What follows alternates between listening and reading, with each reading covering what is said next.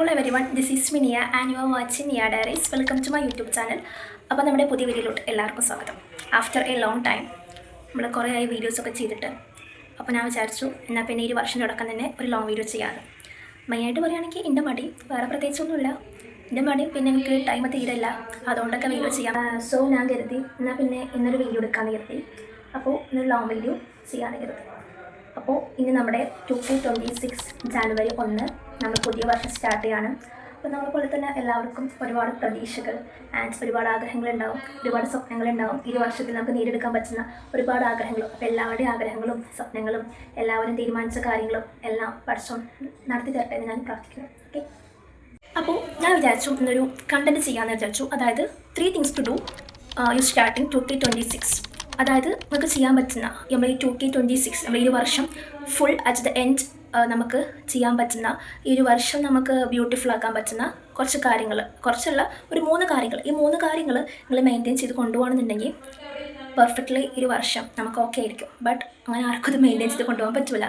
അത് നമ്മൾ കുറേ പ്ലാൻ ചെയ്യും, ബട്ട് ഒന്നും നടക്കില്ല. First one is protect your piece. അതായത് നമ്മുടെ സമാധാനം എന്ന് പറയുന്നത് മറ്റുള്ളവരുടെ കയ്യിലാവരുത്, നമ്മുടെ കയ്യിലായിരിക്കുന്നത്. നമ്മുടെ സമാധാനം ആയിക്കോട്ടെ, നമ്മുടെ സന്തോഷം ആയിക്കോട്ടെ, എല്ലാതും നമ്മളെ കയ്യിൽ വെക്കാൻ പഠിക്കുക. അതായത് ഒരിക്കലും മറ്റുള്ളൊരു കാരണമേ നമ്മൾ സന്തോഷിക്കാൻ പറ്റൂ, അങ്ങനെയല്ല.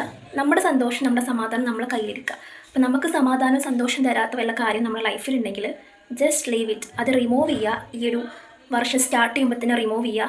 അതും വെച്ച് നിങ്ങൾ മുന്നോട്ട് പോയി വർഷം പോവുകയാണെന്നുണ്ടെങ്കിൽ നിങ്ങൾ തീരുമാനിച്ച കാര്യങ്ങളും അല്ലെങ്കിൽ നമ്മൾ വിചാരിച്ച കാര്യങ്ങളും ഒന്നും നടക്കാൻ പോകുന്നില്ല. കാരണം ഓക്കെ. ആൻഡ് സെക്കൻഡ് വൺ ആയിട്ട് ഞാൻ പറയുന്നത് നോട്ട് കമ്പയർ യുവർ ലൈഫ്.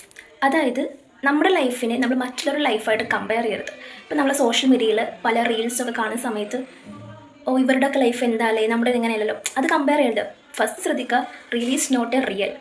അപ്പോൾ നമ്മുടെ ലൈഫിന് നമുക്ക് പഠിച്ചോ തന്ന അനുഗ്രഹങ്ങളും അത് വെച്ച് നമ്മൾ സാറ്റിസ്ഫൈഡ് ആവുക, സേ അൽഹംദുലില്ലാ.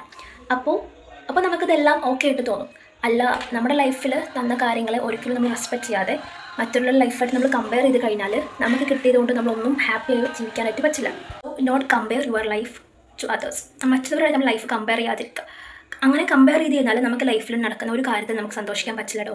അതല്ല, നമുക്ക് വരുന്ന ഓരോ കാര്യങ്ങളും ഒരു കുഞ്ഞു കാര്യമായിക്കോട്ടെ, അത് നമ്മൾ ഹാപ്പി ആയിട്ട് ഒരു റെസ്പെക്റ്റായിട്ട് ഭയങ്കര പീസ്ഫുള്ളായിട്ട് നോക്കുകയാണെന്നുണ്ടെങ്കിൽ ഇറ്റ്സ് വെരി ഗുഡ്. അതല്ല, നമ്മളതിൽ സാറ്റിസ്ഫൈഡ് അല്ല, മറ്റൊരു ലൈഫിലോട്ട് നമ്മൾ എത്തി നോക്കിയെന്നുണ്ടെങ്കിൽ നമുക്ക് എപ്പോഴും ഒന്നും നേടിയെടുക്കാനോ ഒരു സന്തോഷം നമ്മൾ ലൈഫിൽ നടക്കുന്ന ഒരു കാര്യത്തിൽ ഉണ്ടാവാനായിട്ട് പോണില്ല. ഓക്കെ.